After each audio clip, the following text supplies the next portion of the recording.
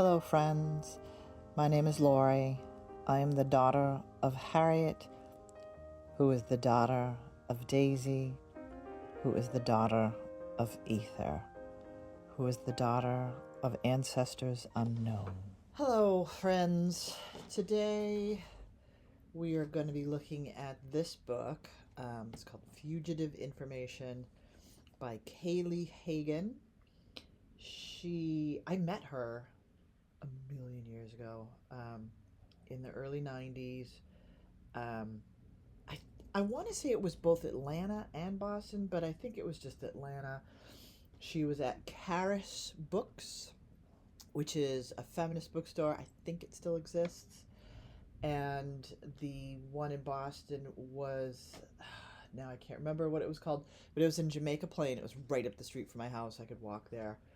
And I did a lot of like my emergingness, or figuring out what feminism was, and I had been in Atlanta for a while, and my family was friends with Pearl Cleage, who was a writer and a feminist, and she taught at Spelman, and so she I think she told me about Kay Leigh Hagan, that she was coming and I should come listen to her. So I was like, yeah, let me come listen. She blew my mind. So this book is, like Alexis Pauline Gumbs, where she wrote about metaphor of the dorsal fin, that using your creativity is your dorsal fin to help you to navigate through, the bullshit. This is another metaphor that feminism is like fugitive information. Fugitive information was, or still is, I think, a computer term that, like, the computer, like, how when you go to print and I don't know what you're talking about, I'm not going to print, like, that's considered fugitive information, that the computer doesn't respond to what you're commanding it to do. So fugitive information is, she says, it's fleeing from danger, seeking out safety and allies. And so that's a great metaphor, right? And then she defines feminism. Look at this book. I have like so much underlining and so many little thingies. And she gave this to me. This is like her little brochure about it, because, we didn't have the internet back then. And so she wrote things down, and if you wanted to order books, you had to like write to her, and she'd send it to you, and this whole thing. Oh my god, I still have this piece of paper. It's so old. She describes feminism as questioning everything. Challenging debate and process make up critical consciousness that feminism encourages us to develop. And let's see, where is this? On page 2, that when we encourage each other, like we say, here's racism, here's sexism, or whatever, and other legacies of our conditioning under dominance. I love that sentence. Judgment can be swift, so we have to be, we have to be good to each other when we're learning racism and sexism and feminism, all that stuff. So in this book, she is applying feminist theory to daily choices that we make.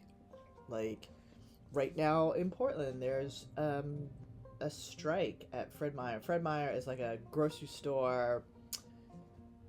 You can buy more than groceries. You can get like furniture and clothes and garden stuff and screws and tools and things like. It's a very strange store, but it's so the workers are on strike. So you would use your so what she's saying is, like, use your feminist consciousness to think about, what is my choice here?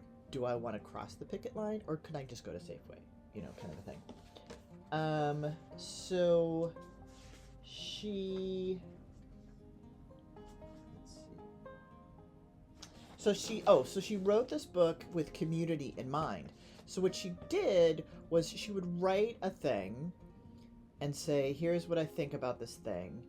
And then she would send it to people, And then the people would respond to her.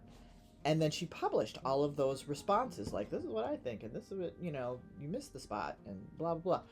And so she would, like, you know, encourage other engagement. It's not just, I'm the authority here, and you should listen to me. She's like, no, what do we as a community think about this? Which I thought was fabulous. Absolutely fabulous.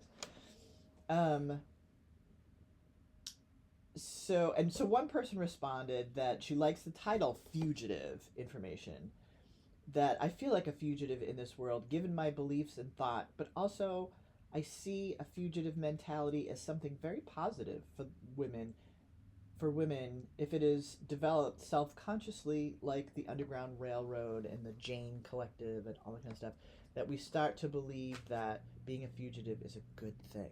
So that's a nice little word. We have dorsal fins as means of navigating, and a fugitive as a mindset to think about that navigation. So the whole theme of this collection, she says, is about learning about internalized oppression. Oppression is how we are taught to collude with our own oppression. This is the main question that she keeps raising and comes up over and over again. And she cites, you know, all the big hits, all the references of, you know, Mary Daly and Gloria Steinem and bell hooks. You know, she has little bell hooks, and Adrienne Rich, a lot of Adrienne Rich, because this was written in the 90s. Oh, look, she signed my copy. So those voices were really big back then. So let's see. What else did she say? This was...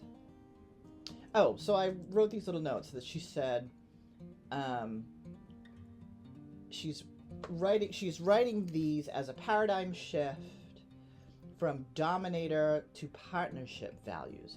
It's so desperately needed in the world at large.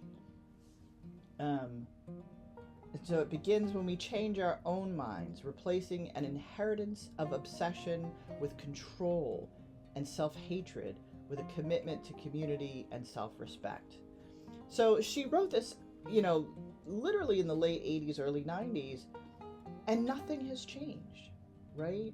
So this resonates a lot with what people are saying now, that we have to rid our minds of this dominator values. You know, kill the cop in your head is what I've been seeing. You know, the graffiti, the kids are writing graffiti on the wall. It's like, because we police our own selves.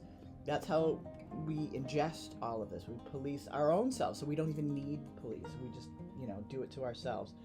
So the recommendation is to change that, get rid of that mindset, and talk about community, mutual aid, you know, all of those things that the cool kids now, Adrienne Marie Brown and Mia Birdsong and all those people are talking about. So decolonizing our minds and moving towards mutual collective values hasn't changed, right? It's still the same since 40 years ago. So anyways, this is like, you know, OG feminist writing of all those things. And also, so I have another copy that's not written in. It's a nice, well, it's not nice. It's got a little bit of a watermark. You can see it's a little beat up. I mean, it's from 1993. I don't know where I got this. I think I might have got this at Backstory Books, a great bookstore, feminist bookstore, yarn store. You should go there all the time. I think that's where I got this. And this one's not signed, but it's, you know, it's a perfectly good copy. If you would like a copy of this book, put a comment in the description. Let me know, contact me somehow, and we'll communicate and figure out what your address is, and I will just mail it to you. Don't worry about shipping or anything like that. I'll just send it to you. So let me know. And we will further use this information to further our discussion on feminism and craft and decolonizing our minds. So in the last video, I showed you me dyeing some fiber, Well, I dyed some of this stuff. So that's Shropshire on the left, and this is the stuff I was dyeing. It's called Dorset. It's really poofy and fluffy and squishy. And when you look at it next to the Shropshire, see how much bigger the Dorset is to the Shropshire? I mean, they're both really good. They both have nice crimp and all that stuff, really soft. But the Dorset, holy crap, it's just so poofy. It's so wonderful.